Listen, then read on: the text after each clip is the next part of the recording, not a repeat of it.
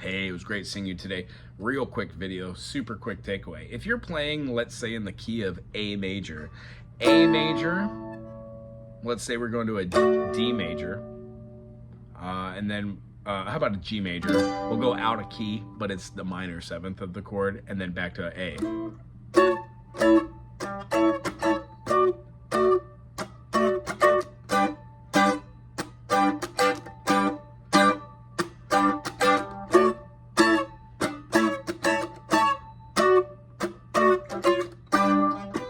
That's our groove, A, D, and G. So I would like for you this week to pick the three notes that are inside the triad and then create some sort of melody. A major is A, C sharp, and then we have our E, right? So our A, C sharp, E would have these three notes. Sorry. And then after that, pick two notes that are inside the scale.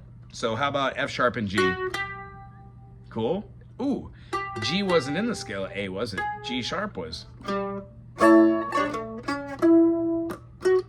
But since we're choosing to play a G major, why don't we change A major, A, B, C sharp, D, E, F sharp, not G sharp, but turn it into Mixolydian by using the G and then the A again.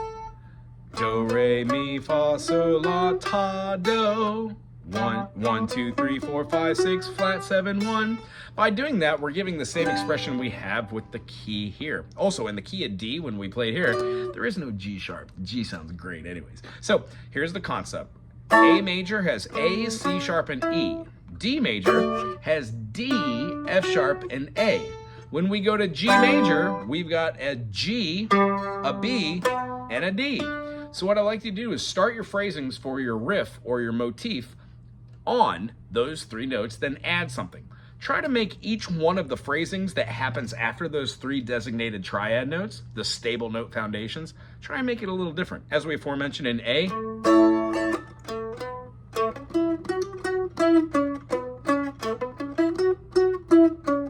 little busy. How about something like,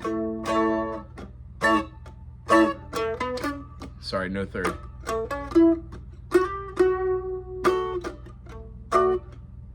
Now we have the DFA. Same sort of riff, but now it's in the key of D. Now I'll move it to G.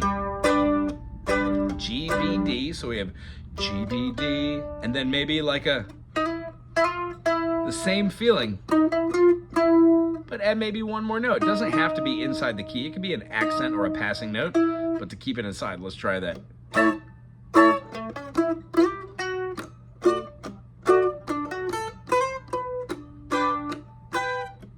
G, B, D, E, E, F, E.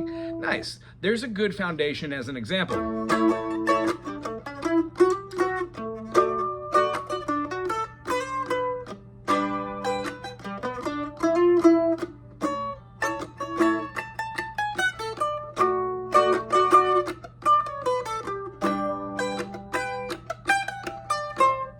The way that I'm seeing this, I'm trying to do the same phrasing each time for each key. Knowing that means I can play like melodies.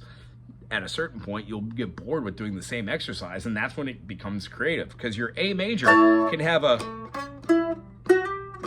that riff played kind of backwards for D. We'll play your DFA backwards, and then try a half step. Now, that note C is outside the key of D major because we have a C sharp, so why not use that C sharp? That sounds fun, so.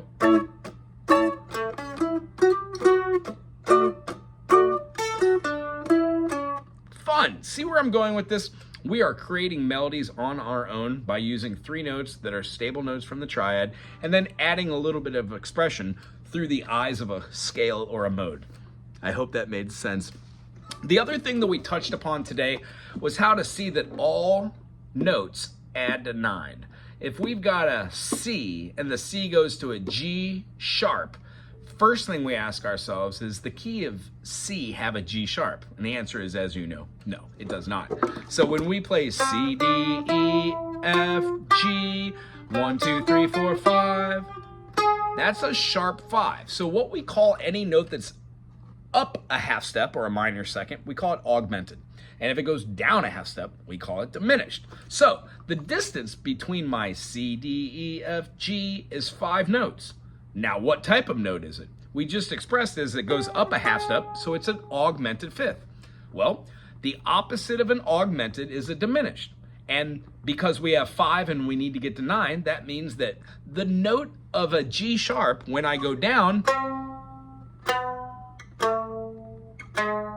that note is going to be a fourth, and it's going to be a diminished fourth.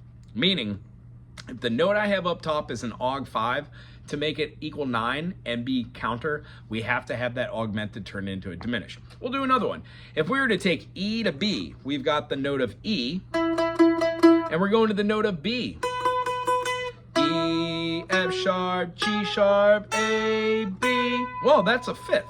Therefore, it's a perfect fifth because B is in the key of E. So the opposite of a perfect fifth is a perfect fourth.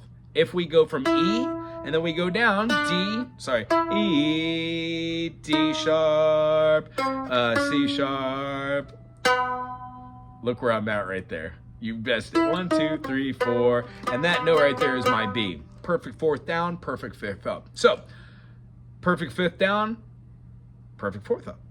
If we keep doing this kind of concept, our augmented becomes diminished, diminished becomes augmented. Whenever we have a major note, it would have a minor relative. So if we have a major third, yes, it would have a minor 6. If it had a major or a minor third, we would have a major 6. That's just how we're going to be working around this.